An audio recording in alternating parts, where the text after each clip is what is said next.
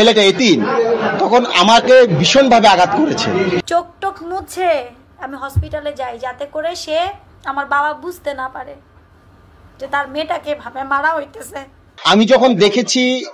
যে ঢাকা বিশ্ববিদ্যালয়ের ক্যান্টিনে খাবার খাইয়ে একটা ছেলেকে পিটিয়ে হত্যা করা হয়, এবং আমি যখন ভার্চুয়াল প্ল্যাটফর্মের কল্যাণে আমি যখন জানতে পারি যে ছেলেটা এতিম, তখন আমাকে ভীষণভাবে আঘাত করেছে যে আমি নিজেও তো একজন এতিম,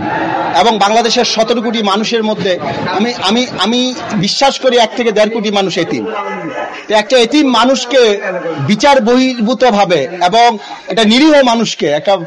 বাক প্রতিবন্ধী পাগলকে পিটিয়ে হত্যা করে ফেলবে, আর এদেশের 17 কোটি মানুষ চুপ করে বসে থাকবে, এটা কখনো হইতে পারে না। এজন্য আমি আজকে জাতীয় প্রেস ক্লাবের সামনে এসে সাংবাদিকদের সাথে কথা বলেছি, এবং আমি কথা বলার পর যদি ঢাকা বিশ্ববিদ্যালয়ের ভিসি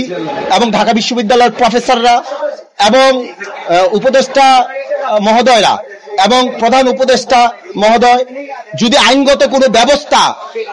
না গ্রহণ করে, তাহলে অবশ্যই আগামীকাল আদালতে রাষ্ট্রের পক্ষে একজন নাগরিক হিসেবে বাদী হয়ে আমি রাসেল মিয়া মামলা করব ইনশাআল্লাহ। আমি বিশ্বাস করি যে মামলা বাদী রাসেল মিয়া একা হবে না, এই মামলার বাদী হবে বাংলাদেশের 17 কোটি মানুষ। আপনারা জানেন এই প্রেস ক্লাবেই আমি যখন রগে আওয়ামী লীগ সরকার ক্ষমতায় ছিল, তখন এই প্রেস ক্লাবের সামনে এসে আমি অসহায় মানুষের পক্ষে আদালতের ঘুরে ঘুরে আমি বহু মামলা করেছি, এবং আপনারা জানেন যে স্রোতের বিপরীতে আমি আমার নিজের জীবন বাজি রেখে আমি নিরীহ মানুষের পক্ষে সবসময় দাঁড়িয়েছি আল্লাহর রহমতে। এবং আমি এইটুকু বলতে চাই, এই তোফাজ্জল এবং জাহাঙ্গীরনগর বিশ্ববিদ্যালয়ের যে ছেলেটাকে এই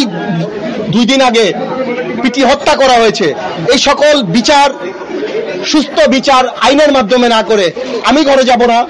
এবং আমি বিশ্বাস করি আমি রাসেল মিয়াকে যারা মন থেকে পছন্দ করেন তারাও আমার সাথে ঘরে যাবেন না, এবং এই বিচার শেষ করব একটা সুস্থ বিচারের আওতায়। এই দেশের মানুষকে উপহার দিব, দেন আমরা ঘরে ফিরে যাব ইনশাআল্লাহ।